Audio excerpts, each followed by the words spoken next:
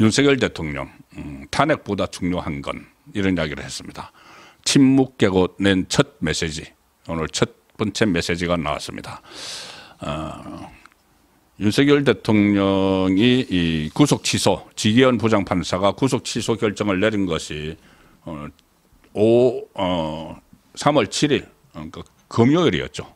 금요일이었는데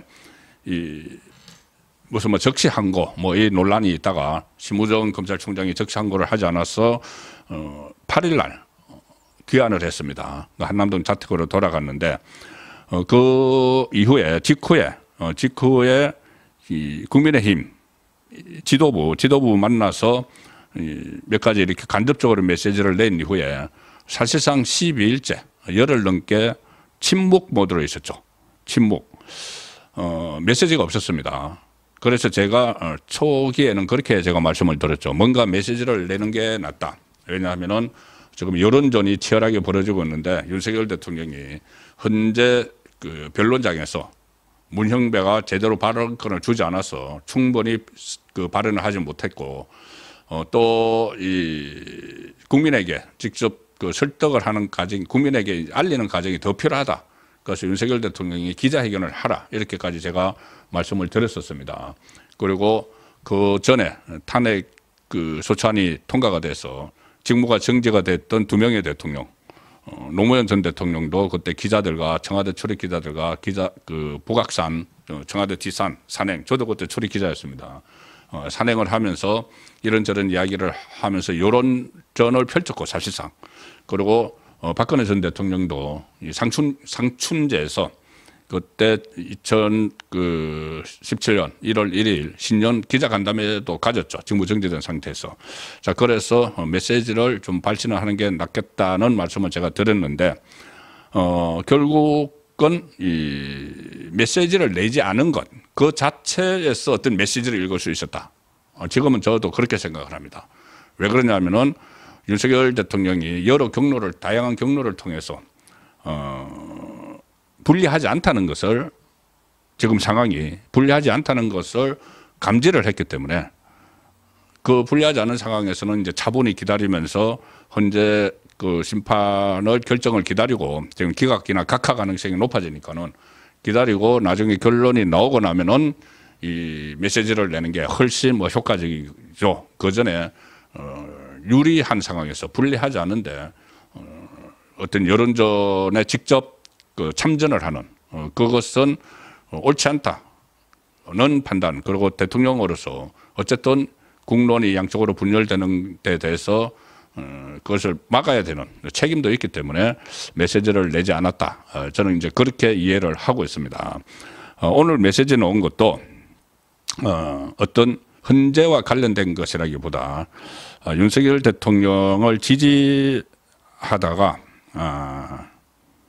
좀 안타까운 그 일들이 있었죠. 2분이 사망을 했습니다. 사망을 하고 극단적인 선택을 했죠. 그리고 지금 단식을 하고 있습니다. 헌재 앞에서 단식을 하고 있는 지지자들이 있는데 그 양쪽에 오늘 메시지를 냈습니다. 윤석열 대통령이 지지하는 내용 유인물을 뿌린 뒤 분신을 시도했다가 숨진 건모 씨가 있죠. 그때 이 광화문에서 건모 씨 유족에게 위로를 전달을 했습니다. 참모진이 오늘 그 부속실장과 시민사회수석이 참모진이 서울 한 대학병원에 마련된 건모 씨의 빈소를 찾아서 유족들을 위로를 했습니다. 유가족들에게 참모진은 윤석열 대통령이 이제 보내서 간 것이죠. 비보를 접하고 정말 가슴 아파했다. 윤석열 대통령이 가슴 아파했다. 그리고 아버님께서 남기신, 그러니까 유족의 아버님 건모 씨가 남기신 유서도 몇 번이나 윤석열 대통령이 읽어봤다. 그렇게 위로를 했습니다.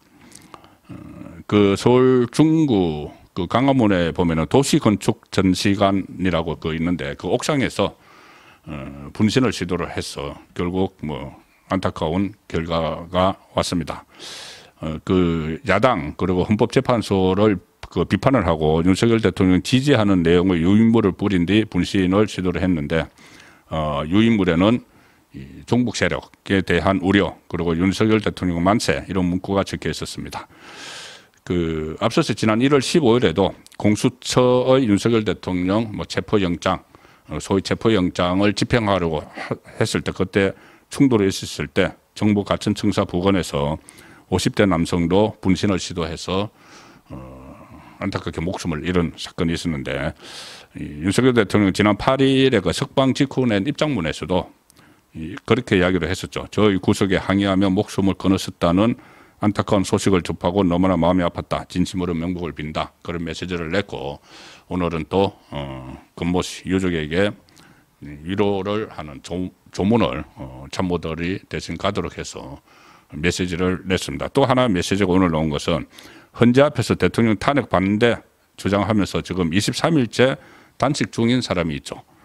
전지영 국가정의실천연합 사무국장을 비롯해서 지지자들이 있는데 그게 인요한 국민의힘 의원을 대신 좀 보냈습니다. 그래서 인요한 의원이 이 단식 중단도 요청을 했습니다. 의사 출신이죠. 인요한 의원은 이 탄핵 심판 그러니까 윤석열 대통령의 메시지를 전하는 겁니다. 탄핵 심판 결과가 아무리 중요해도 여러분의 생명보다 소중할 수가 없다. 부디 단식을 멈추시고 건강을 회복하시길 간곡히 당부드린다. 이 윤석열 대통령의 말을 대신 전했습니다. 전 어제 대통령실에서 뭐 대통령이 전화했을 가능성이 높습니다. 단식하는 분들 건강이 걱정된다. 한번 가봐달라. 의사고 하니까. 그래서 대신 윤석열 대통령 메시지를 전했는데 자 헌재 선고와 직접적으로 관련된 메시지는 아직 나오지 않았죠. 그런데 아마도 오늘 윤상현 그 의원이 지금 용산과 적극적으로 소통을 하는 윤상현 의원이 오늘 제 그 혼술에 출연을 했죠. 제가 새로 만든 코너 혼술 게스트의 팩트 폭격에 출연을 해서 메시지가 아마 대통령 선고 기일이 잡히면은 선고 날짜가 잡히면은 그때쯤은 메시지를 낼 수도 있지 않을까 그렇게 이제 전망을 했습니다. 만약에 그때 되면은 선고 기일이 지정이 되면은 어떤 입장을 발표를 하는 메시지 또는 국민 통합을 강조를 하는 그런 메시지도 나올 수 있다고 봅니다. 국민 통합 메시지. 그때 박근혜 전 대통령에 대해서 탄핵 인용 선고가 내려지고 나서 그때 불상사가 있었죠. 그때 네 분이 그 항의 집회하는 과정에서 네 분이 사고로 인해서 아까운 목숨을 잃은 적이 있습니다. 자 그런 부분이 선고 이번에는 헌재가 선고 시점이 나오면 아직은 안 나왔으니까는 선고 시점이 나오면 여러 가지 이 헌재 선고 시점이 나오면은 경찰에서 치안 당국에서 여러 가지 다양한 조치들을 지금 검토를 하고 뭐 시뮬레이션도 막 하고 있다고 들었습니다.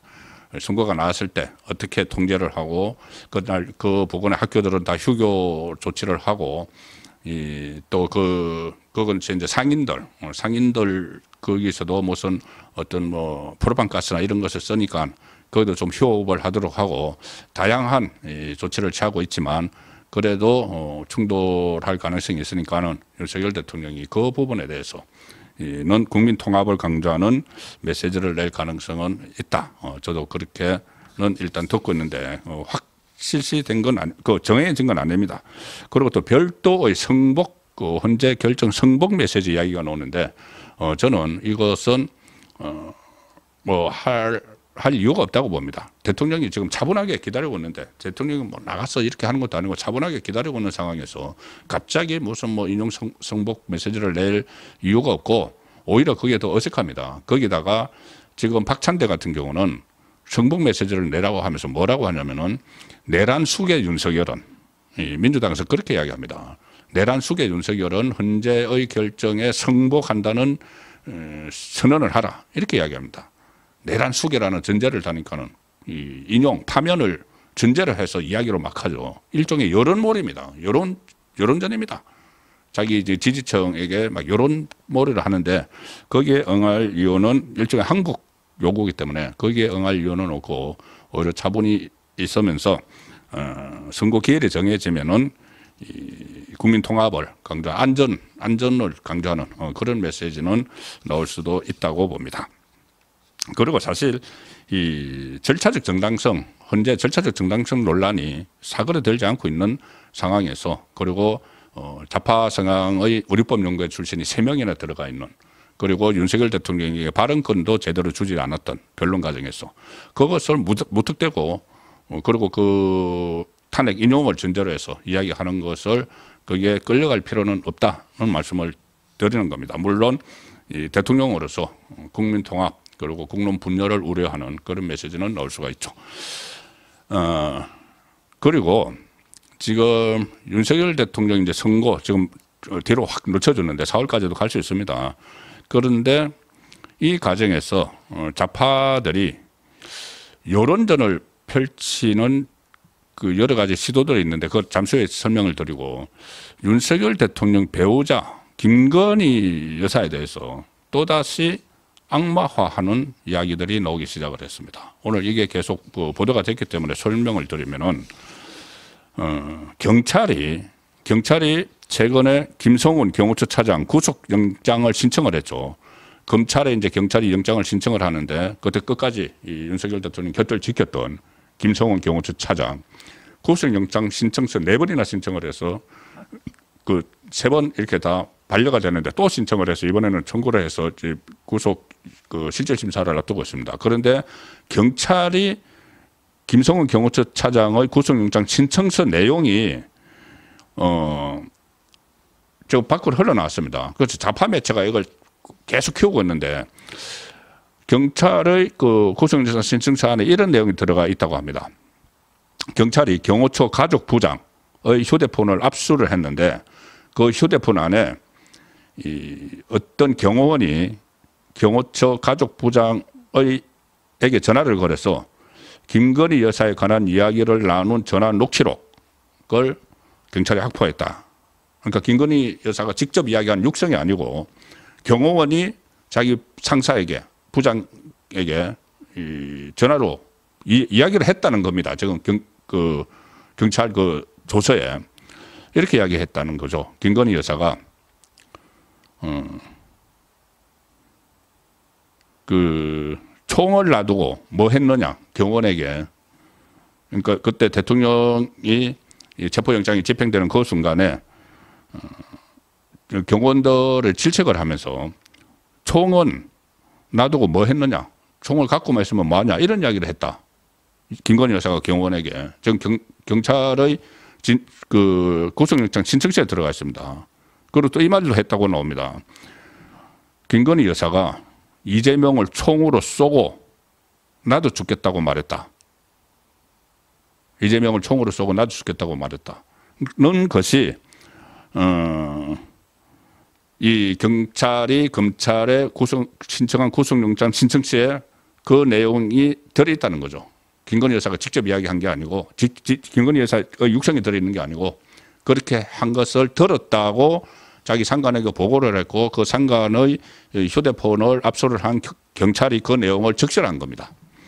그런데 대통령실은 사실 무근이다, 그런 그 말을 한 적이 없다. 확인을 해보니까는 강하게 지금 반발을 하고 있고, 검찰도 그 해당 정언이, 경호원의 정언이 전해진 이야기에 불과하기 때문에 그것을 뭐 영장실질심사를 하면서 증거 능력을 인정받기는 어려울 것으로 보고 있다. 검찰도 이것은 증거 능력이 안 될 거로 보고 있는데, 어쨌든 경찰이 신청한 구속영장 신청서에 이런 내용이 들어있다는 겁니다. 그래서 왜 갑자기 이게 확실하지도 않은, 또 용산에서는 강하게 부인을 하고 있는, 무슨 뭐 이재명을 총으로 쏘고 나도 죽겠다, 총은 뭐하러 가지고 있느냐, 사용도 안 하면서 이런 말을 했다는 것을 지금 언론에 흘러나왔고, 그래서 좌파 매체가 마치 기정사실처럼, 그런 말을 한 것이 기정사실처럼 또 퍼뜨리고 있는 이런 것들이 지금 막판에 그 여론전을 펼치고 있습니다. 제가 잠시 후에 이것 외에 다른 부분들도 소개를 드릴 텐데, 지금 완전히 코너에 몰려 있죠. 이재명의 2심 선고는 이제 6일 남았고, 윤석열 대통령의 현재 선거는 그 뒤로 넘어갈 가능성이 상당히 높아졌으니까 막판에 악성 여론전, 막장 여론전을 지금 펼치고 있는 느낌이 들어서 잠시 후에 그것을 종합해서 전해드리도록 하겠습니다.